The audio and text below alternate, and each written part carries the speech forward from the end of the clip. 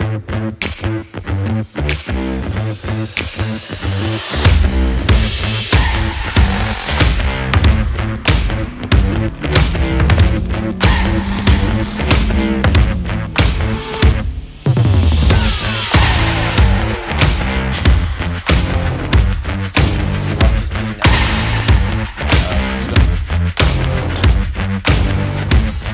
up, Jimny guys and girls? My name is Brad, and for the first time ever, I'm on this side of the camera. If you haven't seen me before, I'm usually on that side, but we're doing something really cool. We're doing a new series for the Desal 4x4 Adventure series, and we are going to be diving into all the technical aspects, all the do's and don'ts of your accessories, in terms of all the frequently asked questions that you guys have for us. We're going to be putting it into a video content format, and we're going to be sharing it with all of you, giving you everything you need to know about accessorizing and upgrading your Jimny. At the moment, I'm on my way to Desal. I am going to be the lucky new owner of an 80-litre long-range tank.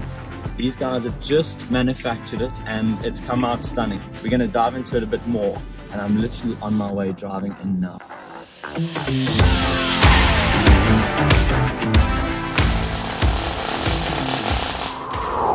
Hey, Polani, how's it going? What is this? What I think it is? Is this the?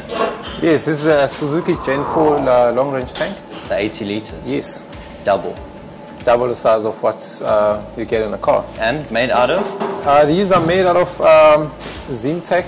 It all comes to us laser cuts and paint, and then we pre-build the tank from start. I mean, there's pieces. If I can just turn it around, yeah, so the guys can see it. Like these pieces here, they get machined on CNC lathe. They get turned, and then we put them in here. They welded inside and outside. Sure. Eh? So that tells you how much attention you put onto this product. And then, like you said, from here it goes to pressure testing, which is also done in-house. What's the process after that? It's pressure testing and just give it a clean way. There's splatter. We do use an anti-splatter, but since this is a coated material, sometimes it tends to stick onto it, so we just clean those up, and then from there, when it's done testing and cleaning, we take it to powder coating.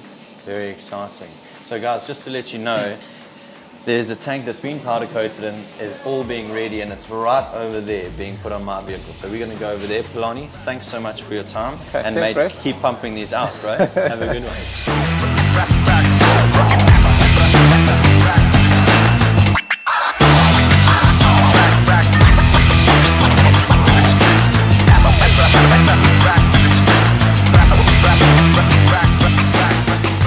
Things are getting exciting. What is that? Prop shaft? Yeah, it's just your rear prop shaft. We take it off so we can get access to your tank, so we can start removing all the components. So we're getting to the nitty gritty now. We're about to install the 80-litre Desal long-range tank. That's correct, yeah. So I think there's a couple of questions that people obviously want to know before they make this investment. Like what's the weight difference between your OEM tank and the new 80-litre? Comparing like for like, a full stock tank compared to the full long-range tank, it's about a 40 kg weight difference. Sure. And you're pretty much getting double the fuel, eh? That's it. Ideally. Yeah. So one of the concerns of people is the weight. But I mean, we can pretty much put to the fact that the tank's so low down that it actually also benefits us in a way when we're off-roading and stuff like that, hey? Yeah, it definitely lowers your sense of gravity, and it takes away the burden of having jerry cans on your roof, which also increases instability. So there's a lot of benefits to it. That's very true. As well as not having to stop and pull out your jerry can in the middle of the freeway, you know? The typical Jimny move. Yeah. This tank is obviously, its sole purpose is to increase your fuel capacity, but also to give a great opportunity and the ability for us to travel further as Jimny owners. And I think the fact that it was mainly manufactured for the 4x4 industry, you've obviously made it out of proper materials. I mean, what's the tank made out of? Yeah, correct. So the tank itself is made out of Zinc steel. The Zinc assists with corrosion resistance, and then it's externally powder coated with a fair grained black powder coat. And then we've got additional protection underneath, which a lot of the other aftermarket tanks don't provide, which is a 12mm HDPE slider plate, which is replaceable. And it's all manufactured in-house, eh? Everything's manufactured in-house. So then we've covered the fact that you get extra fuel. It's made for pretty much the toughest environments. Yeah. I think obviously another big concern of consumers out there is how does the long-range tank affect or change your gauge and the ECU, your fuel gauge? Okay, so on the fuel gauge side, your liters per hundred is all going to be the same. Nothing is going to change. The only thing that will change is your range. So your range is calculated by the ECU on a 40-litre tank. So it's going to take your fuel consumption, the kilometres you've used, and work that back to see how much more distance you've got left with your 40-litre tank. Obviously now we've got an 80-litre tank, so that's not going to be very accurate anymore. But in terms of your fuel consumption, that's going to be accurate, and obviously the distance that you've travelled is going to stay the same. Also the range on majority of vehicles is not very accurate. You don't know where they're cutting it off. So for instance, your reserve light comes on approximately 7.5 litres left in the tank with the OEM, and then it starts flashing when you've got 5 litres left in the tank. You don't know what they including that 7.5 litres, are they not? And various vehicles will be calculated differently, various vehicle manufacturers. So then in addition to that, with the long range tank, your reserve light is going to come on when you've got approximately 15 litres left in the tank. So it's nearly half the Jimny tank. So you've got a lot of you've got a lot of peace of mind. And then when you've got 10 litres left, then your light will start flashing. So it's just a basic math thing. Correct, yeah. These are averages though. You also got to take into consideration every vehicle is slightly different, and the gauges all work slightly different. But it's something that you should gauge for yourself if you want to accurately be able to measure how much distance you've got left based on your fuel gauge and when your lights come on, etc. And it's also offering you a peace of mind. You know that once you've gone over 600 k's, you know you've got at least 200-300 left, so you can wait till the next town and decide whether you want to fill up there. Where with the current tank, as soon as you hit 280, if you don't know where you're going, you start looking at the next fuel stations. So obviously with the long range tank, you can keep your OEM exhaust, but you just change the midsection. Am I correct? Yeah. So we have to reroute it. So where the tank sits, it takes place of where your centre box sits. So we've redesigned a middle section to be able to cater for the tank position. Okay. The beauty of our tank as well on that note is that it's a pure bolt-on kit. There's no cutting on the chassis. There are other tanks out there where you have to cut off the original tank straps. You have to cut it off of the chassis, as well as cut off the exhaust hanger.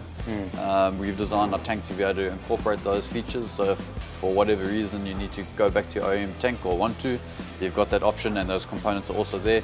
But the greater reason why we've done that is that as soon as you're cutting on your chassis, you're introducing areas where rust is welcomed. 100%. So we try everything that we do here, we try to keep everything bolt on and keep your chassis and original components in as good condition as possible. These chassis are well coated, they're fully dipped, and then they also come with additional rubberizing. So the manufacturers have put in a lot of effort to try to keep these chassis in a very good condition and to be able to withstand the punishment that we put them through. True. So then we go there with the angle grinder and we literally just undoing all the hard work that they've done. Yeah, and also it's true to all the Desol products, hey? Bolt-on, drive-off technology. We do that where we can. Obviously, the snorkel, we've got to punch a hole through there, but the majority of the vehicle we try to leave untouched.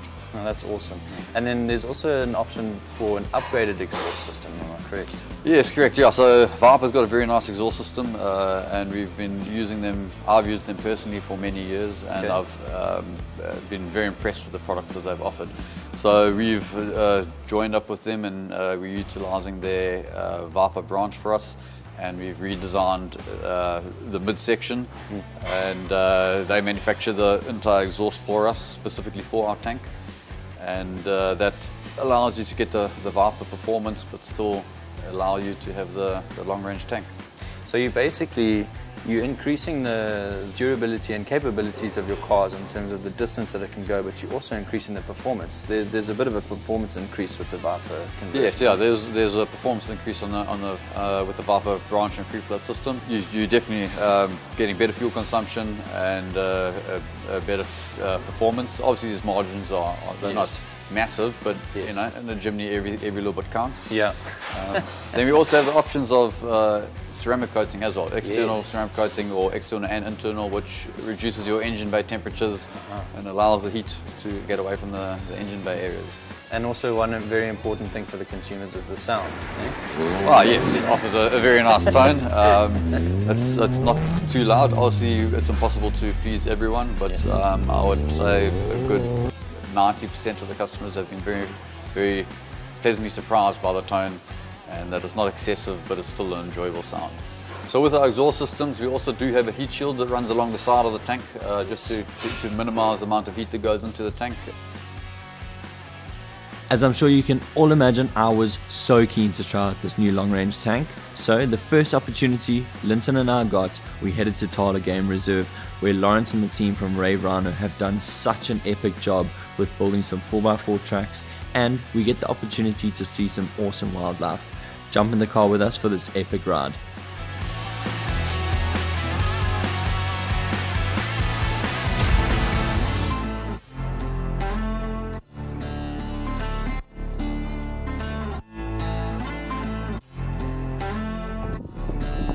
Hey, shot for the weekend, or good way to end it, huh? This one is Larry, hey? Just think about it, we installed this tank on Monday, and I'm still driving the same tank. That's amazing. I mean, I've driven it every day. Yeah. I've done a little bit of an afternoon drive at Tala and still got enough petrol in the tank to get back to Oasis. So, what have you done, about 600k, somewhere around there now? Yeah. And then, what's the gauge telling you? Gauge, I've still got two bars. Yeah, okay. Yeah, that's about right. This is a very comfy long range tank though. It is. Looks like you found a new use for it there. So yeah, that's the option of either a long range tank or some security on the top. So you get two 10 litres in here. Yeah, swells down nice and aerodynamic.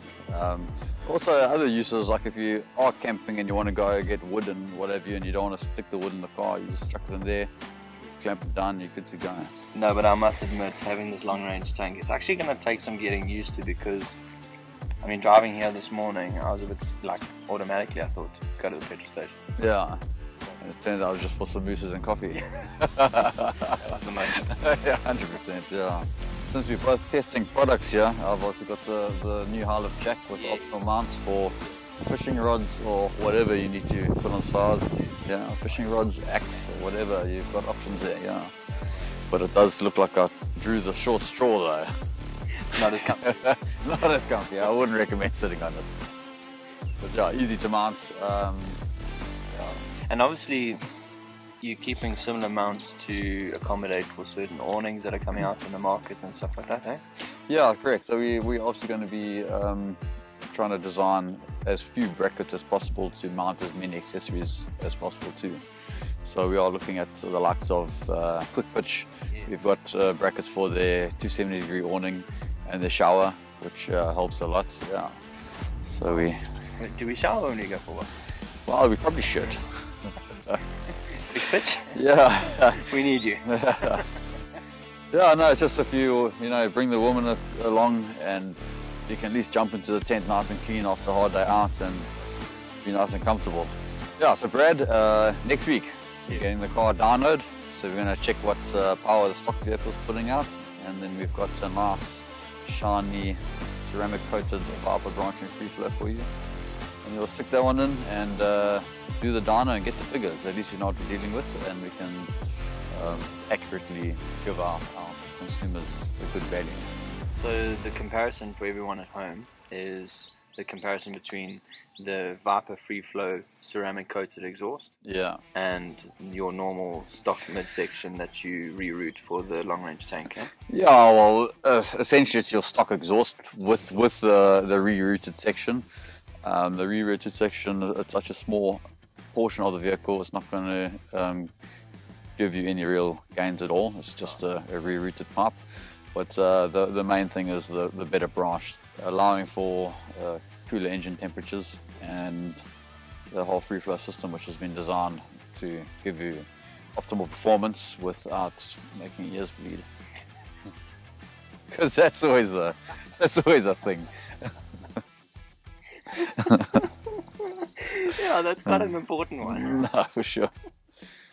You know what, I like the fact that I had all the confidence in the world doing those river crossings and knowing that there was that HDP plastic. Oh, yes. Peace of mind. Yeah, you bumped 1 or 2 rocks as you came through there, and yeah, you don't have to worry about a thing. Yeah. But also, I guess the nice thing is that to replace this bash, they just slide inside out, eh? Yeah, 3 bolts, and you pull out the retainer plates, slide it out, and pop the new one back in. What was the thinking behind this? Well, we've got underbody protection, and it's a massive exposed area. So with the rock crawling that we do, well, not even that, just your river crossings where you can't see where the rocks are, so you're kind of guessing your tire placement and that. And with that big surface area now being available to collect a rock, it just we weren't comfortable with that being the end of the tank. It needed some protection.